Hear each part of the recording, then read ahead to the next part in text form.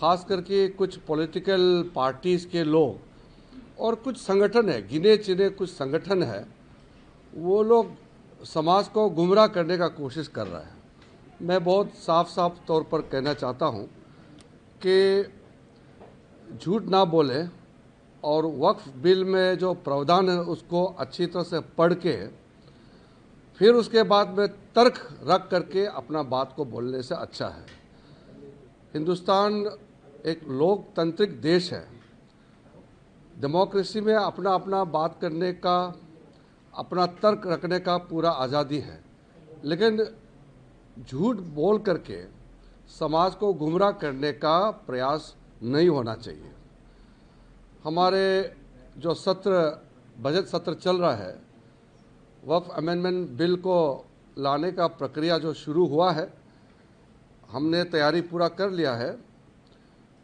कब लाएंगे वो आप लोगों को बता देंगे, हम कल ही आप लोगों को बताएंगे। लेकिन वक्फ बिल आने से पहले समाज में तनाव पैदा करने के लिए कुछ संगठन जो प्रयास कर रहा है, हमारा नज़र में आ रहे हैं। 2-3 दिनों से मैं देख रहा हूँ कि रमज़ान के समय और आज ईद के समय में भी हाथों में काला पट्टी बांध करके आने का आह्वान करना और सड़कों पर उतरने के लिए उकसाना, ये हमारा देश के लिए ठीक नहीं है। हमने शुरू से बताया कि वक्फ बिल में जो ज़रूरत चीज़ है, जो लोगों का भला के लिए, गरीब मुसलमानों के लिए, महिलाओं के लिए और पिछड़े वर्ग जो है मुसलमानों में, उनके लिए और सब के लिए वक्फ अमेंडमेंट बिल का प्रावधान किया जा रहा है। लोग कहते हैं कि कुछ लोग मुसलमानों का मस्जिदें, कब्रिस्तान और मुसलमानों का ज़मीन जायदाद छीन लिया जाएगा, ऐसा क्यों बोलते हैं? मुझे समझ में नहीं आ रहा है कि वक्फ कानून आज़ादी से पहले भी था हिंदुस्तान में, आज़ादी के बाद में भी ये कानून मौजूद है।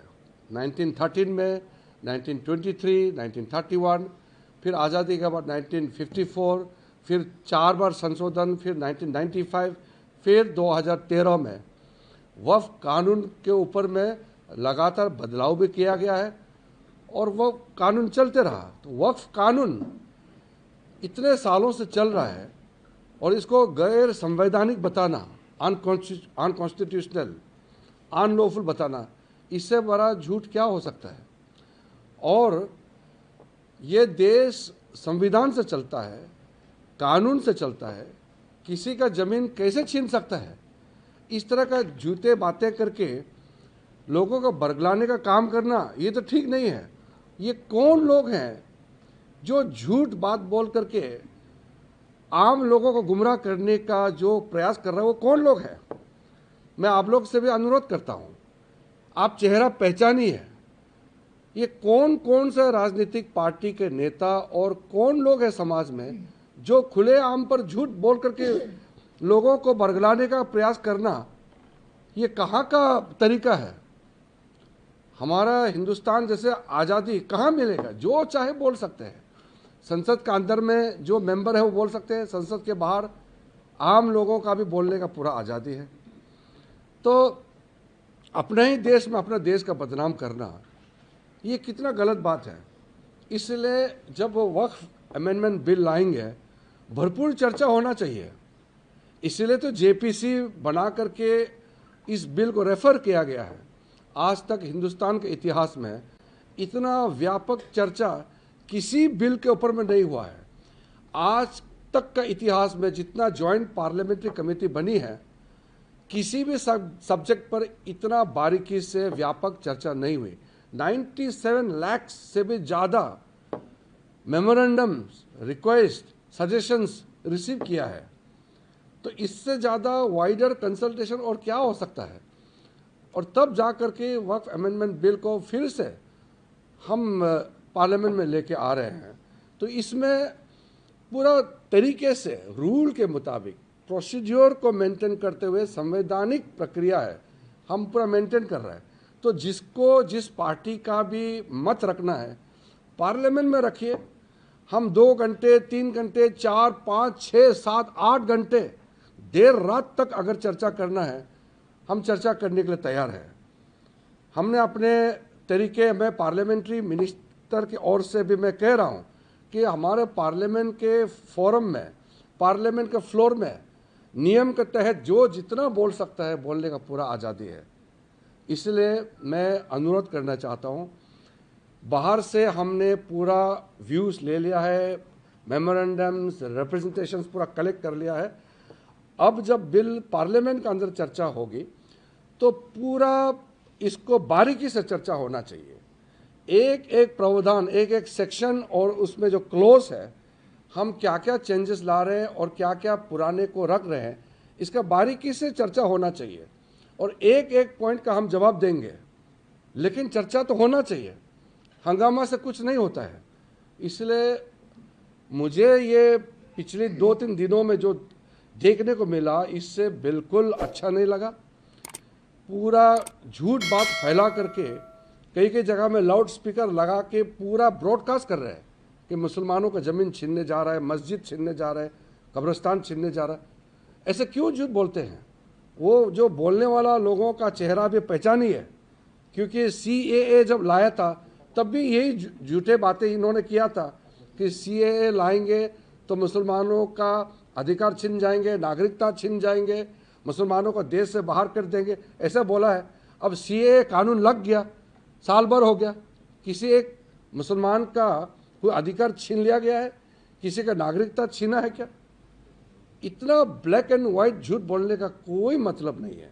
इसलिए मैं फिर से हाथ जोड़ करके सबको कहता हूं कि आप अगर बिल का विरोध करना है तो तर्क रख करके आप विरोध कीजिए। कौन सा प्रावधान को आप विरोध करते हैं बताइए, और ये भी बताइए कि गैर संवैधानिक कैसे है वो भी बताइए। ऐसे झूठ बात फैलाने से तो होगा नहीं। तो मैं आप लोगों के माध्यम से भी फिर से मैं कहना चाहता हूँ, आज ईद का दिन है, झूठ बिल्कुल नहीं बोलना चाहिए, चाहे वो मुसलमान हो या गैर मुसलमान हो। हाँ, सच बात है, ईद का दिन में दिल से बात निकलना चाहिए, झूठ बात बिल्कुल नहीं बोलना चाहिए। वो ईद का दिन भी अगर झूठ बोलेगा तो वो तो इसका मतलब वो नकली आदमी है। इसलिए मैं पुनः आग्रह करता हूं कि हम लोग जब बिल आने वाले हैं तो फिर उसको चर्चा के लिए तैयार करें। बिल्कुल बहस होना चाहिए, पार्लियामेंट्री डेमोक्रेसी है, खुल करके बहुत बारीकी से बहस होना चाहिए, डिबेट एंड डिस्कशन। ये सबसे बड़ा हमारा ताकत है भारत का। इंग्लिश में बोल दीजिए।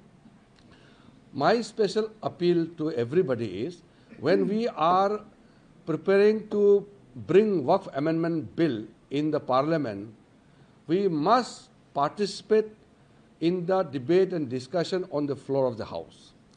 Outside the Parliament, a record numbers of deliberations, consultations have taken place. JPC has gone on record to have the widest ever consultation process and highest ever representations being received in the history of democratic India. No other committee has gone so deep. So government has, with a very open heart, referred the Waqf Amendment Bill to the Joint Parliamentary Committee, and the Joint Parliamentary Committee had deliberated in detail and also given opportunity to everyone. Now, when the bill is ready, I want to request all the political parties to participate and make your point on the floor of the Parliament. Please don't mislead. In the past few days, I have received very disturbing news of misleading and spreading lies. Some of the specific thing I want to tell, that some people are saying that this Waqf Amendment Bill is unconstitutional. This Waqf rule, these Waqf provisions, these were in existence before independence. We had pre-independent laws, 1913 Musalman Act, and 1923, 1931, 1954 after independence, 4 major amendments, 1995 Waqf Amendment Bill was passed. All these provisions are in existence in the past. How can Waqf Act be illegal if it was in existence before the independence? So please don't mislead. and the innocent Muslims are being told and misled by saying that the government is going to snatch the properties and rights of the Muslims.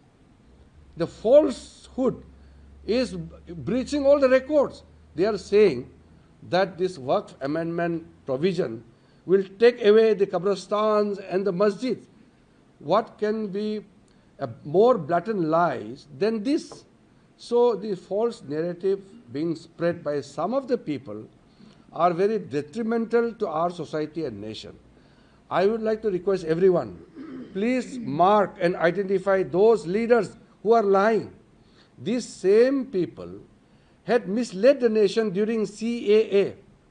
The Citizenship Amendment Act was brought in, and these people said the CAA was brought in to take away the citizenship rights and status of the Muslims. Has any Muslim lost the status of citizenship in the past 1 year? So this kind of misleading campaign and totally misguiding the innocent people are totally uncalled for and condemnable. And I would like to make a very humble appeal that today is Eid, and on the very pious day of Eid, please don't lie. Today also some of the Muslims were asked to come to the prayer in masjid with a black band in the arms. Can you misuse the holy day, a pious day like Eid, for their political gain? This is very unfortunate in our nation. India is a secular country, and our approach is secular. Prime Minister Modi's approach is very simple and clear. Sabka Saath, Sabka Vikas. We think for everybody. As a Minority Affairs Minister, I am very proud to say that minorities are safest in India, and minorities enjoy the best rights of freedom in India. I've never seen any other country having this much of space, freedom for even the smallest of the communities. We belong to minority community, but we are proud Indian. We don't feel neglected. No minority community has been given any kind of treatment which would make them feel unsafe in this country. So this false propaganda must stop. Please attend the parliament and debate the issue on the floor of the house. इसमें जो दूसरा अभी केरला से जो पत्र आया है, Kerala bishop council का, केरला का कैथोलिक बिशप काउंसिल ने जो अपील किया है, ये केरला का एमपी लोग को तो अपील किया है, लेकिन सबके लिए है कि वक्फ अमेंडमेंट बिल लाना है, क्योंकि अभी जो प्रेजेंट वक्फ अमेंडमेंट बिल लाने से पहले जो प्रॉब्लम था उसको अगर दूर नहीं करेंगे तो कई समस्याएं देखने को मिल रहा है. तो क्रिश्चियन कम्युनिटी की ओर से जो अपील किया है, केरला का एमपी भी उसको ध्यान से सुनी है, और सारा देश के एमपी को भी सुनना चाहिए. पूरा हिंदू, मुस्लिम, सिख, ईसाई, बौद्ध, जैन, पारसी, हम सब मिल करके इस देश को बहुत अच्छा देश बनाना है और अच्छा कानून लाना है. और इस कानून पारित होने के बाद आप देखिए इससे फ़ायदा कितना होने वाला है. वो डिटेल तो मैं बाद में जिक्र करूंगा. आज तो मैं सिर्फ ये अपील करता हूं कि वक्फ अमेंडमेंट बिल जब पार्लियामेंट में आ रहे हैं तो उससे पहले ये जो अराजकता का माहौल फैलाने का कोशिश करना, झूठ बात बोलना, देश को बदनाम करना, ये ना करें.